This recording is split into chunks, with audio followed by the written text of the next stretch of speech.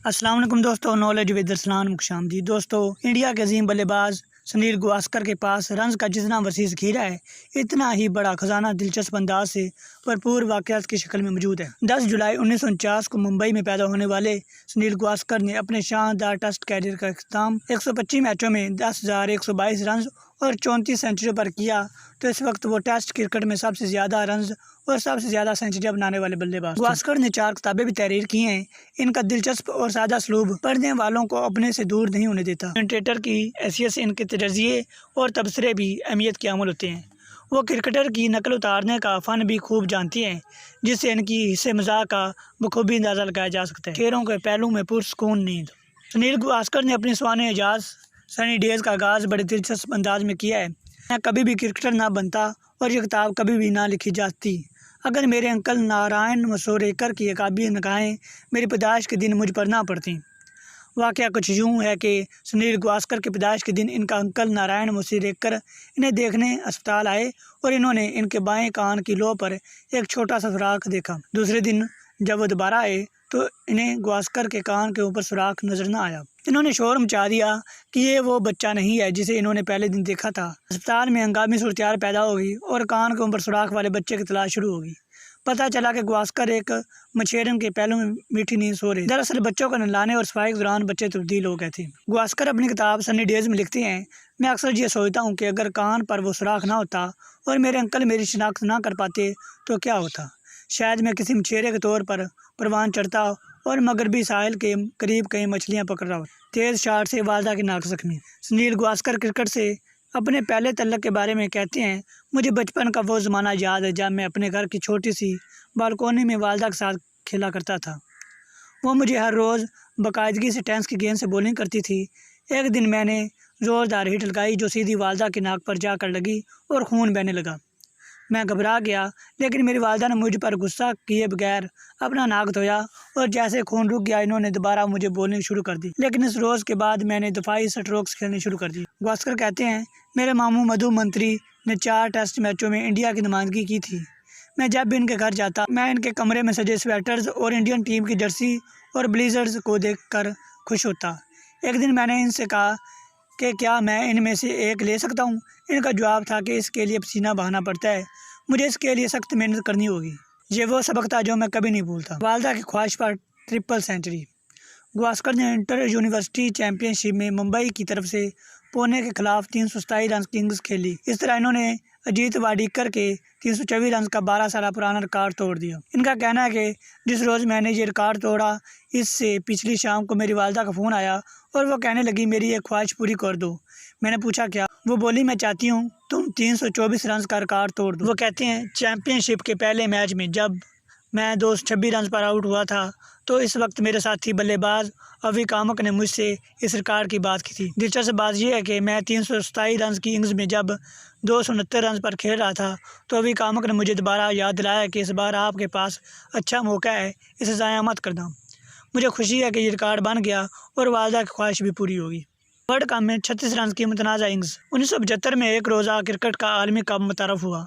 इस आलमी कप का पहला मैच मेज़बान इंग्लैंड और इंडिया के दरमियान लॉर्ड्स में खेला गया। इंग्लैंड ने पहले बैटिंग करते हुए मुकर्रर 60 ओवर्स में 4 विकेटों पर 334 रन बनाए। इंडिया की इनिंग्स का आगाज़ सुनील गावस्कर और एकनाथ सोलकर ने किया। इंडियन टीम 60 ओवर्स बैटिंग करके 3 विकेटों पर सिर्फ 132 रन बना सकी। लेकिन इससे ज़्यादा हैरत की बात यह थी कि गावस्कर इनिंग्स के आगाज़ से इख्तिताम तक महज 36 रन बनाकर नॉट आउट रहे थे। इन्होंने इंडियन इनिंग्स के 60 ओवर में से 29 ओवर यानी 174 गेंदें खेली थी और सिर्फ एक चौका लगाया था। जिस वक्त गावस्कर इतनी सुस्त रवि से बैटिंग कर रहे थे, ना सिर्फ शौकीन बल्कि खुद इंडियन खिलाड़ी भी हैरान परेशान थे कि ये क्या हो रहा है। इस इनिंग्स के बारे में आज भी ये सवालात उठते हैं कि इतना सुस्त खेलने की वजह क्या थी। कुछ का ख्याल है कि गावस्कर ने अपने बजाय वेंकट राघवन को कप्तान बनाए जाने पर अपना एहतजाज इस तरह रिकॉर्ड कराया। कुछ कहते हैं कि वो टीम में तेज़ बॉलर की बजाय स्पिनर की सिलेक्शन पर नाखुश थे।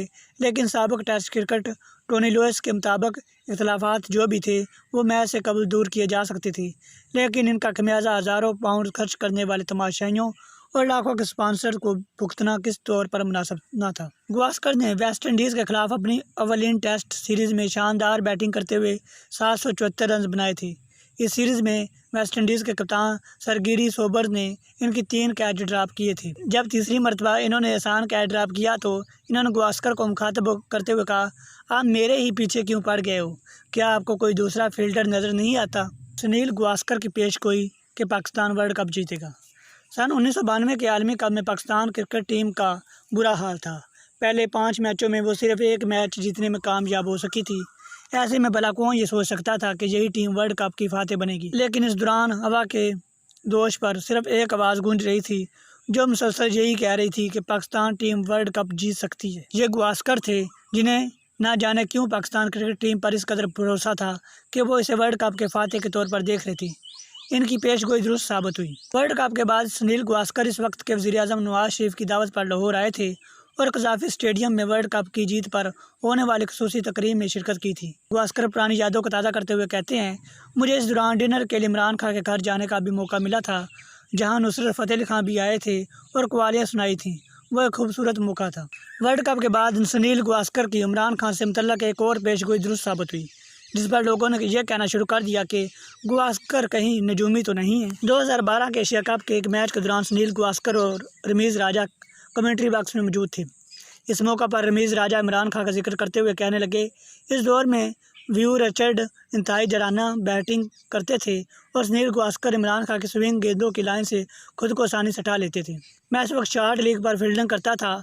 इस सूरत हाल में इमरान खान हर 10 मिनट बाद कहते थे, देखो ये कैसे खेलते हैं। रमीज़ राजा ने ये जुमला बिल्कुल इमरान खान की आवाज़ में अदा किया, जिस पर इन्होंने फ़ौरन कहा, रैम्बो एहतियात से रहें, आप टीवी पर जिसकी नकल उतार रहे हैं वो पाकिस्तान का अगला वज़ीर-ए-आज़म हो सकता है। इमरान खान ने रिटायर्ड ना होने का मशवरा दिया। मैंने इमरान खान से कहा कि मैं इंडियन टीम के इंग्लैंड के दौरे के बाद इंटरनेशनल क्रिकेट से रिटायरमेंट का इरादा रखता हूं, जिस पर इमरान खान ने कहा, आप रिटायर नहीं हो सकते क्योंकि पाकिस्तान टीम अगले साल इंडिया का दौरा करने वाली है और मैं इंडियन टीम को इसी के सरजमीन पर हराना चाहता हूँ और अगर आप इस टीम में ना हुए तो फिर मज़ा नहीं आएगा।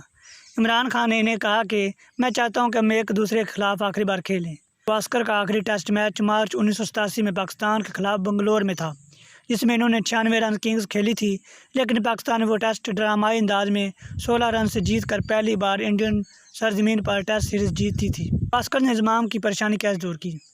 इमामुल हक कहते हैं, मेरा ये इंग्लैंड का पहला टूर था और मुझे वहाँ की कंडीशन में शॉर्ट पिच गेंदों का सामना करने का कोई आइडिया नहीं था। मैंने एक चेटी मैच के दौरान गावस्कर से मुलाकात की और अपनी मुश्किल बताई।